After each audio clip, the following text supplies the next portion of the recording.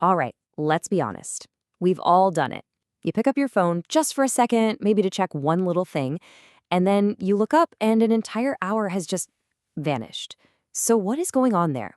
Well, in this explainer, we are going to break down the actual science of why it's so incredibly hard to put these things down. Yeah, it always starts out so innocently, doesn't it? You grab your phone, you have the best of intentions, and you tell yourself, I'm just going to open this for a minute. And then poof, you surface, and a huge chunk of your time is just gone, completely lost in that endless river of posts and videos and updates. You were definitely in the zone, just maybe not the one you had planned on. So, what gives? Is it just that we all have zero willpower? Not exactly. The answer, it turns out, has less to do with our self-control and a whole lot more to do with how these apps are literally designed to work with the wiring inside our brains. To really get it, we need to kind of pop the hood on our own biology. It all comes down to the brain's reward system. This thing is ancient, it's powerful, and it basically runs on one very, very specific chemical. And that chemical is dopamine. Now, you've probably heard it called the pleasure molecule, but that's really only half the story. It's actually all about motivation. Dopamine is what makes your brain go, hey, that was good, let's remember to do that again. And that creates this simple four-step loop. It originally evolved to help us survive, right? It pushed us to find food, water, social connection, the essentials. The big problem now is that modern technology has learned how to hijack this ancient survival circuit, and it does it with scary efficiency. And this brings us right to the heart of modern app design. See, they don't trigger that dopamine loop by accident. It's completely on purpose. They do it using a principle that was perfected decades ago in a totally different industry, gambling. And when you look at it this way, the connection is kind of mind-blowing. The action, scrolling a feed, pulling a lever, it's super simple.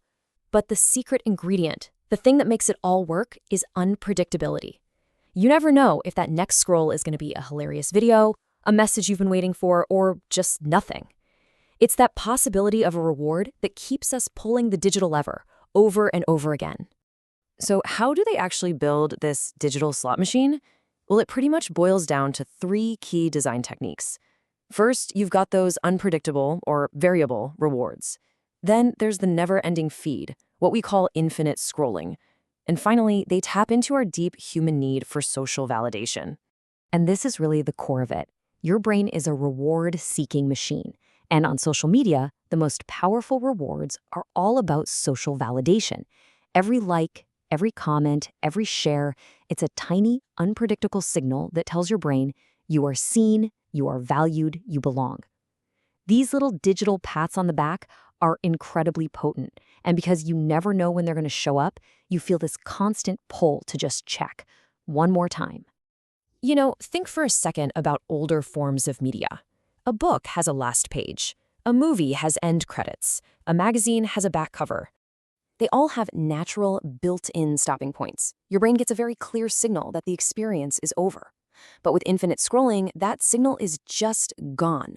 The content just keeps coming and coming and coming, creating this continuous loop. Your brain never gets that cue to say, okay, we're done now. There is always one more thing just below the edge of the screen. So, okay, this is the crucial part. Now that we understand the system, now that we see the mechanics designed to capture our attention, what do we do about it? How do we start to break that loop? And why does breaking it even matter? Well, because the hidden costs are pretty real. When our brains get trained to expect these constant, easy rewards, our ability to focus on harder, more important tasks can start to slip.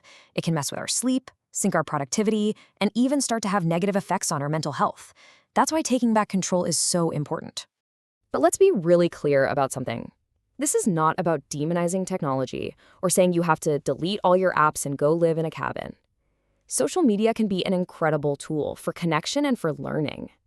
The real goal is to switch from that mindless, almost zombie-like scrolling to being truly intentional with how you use it.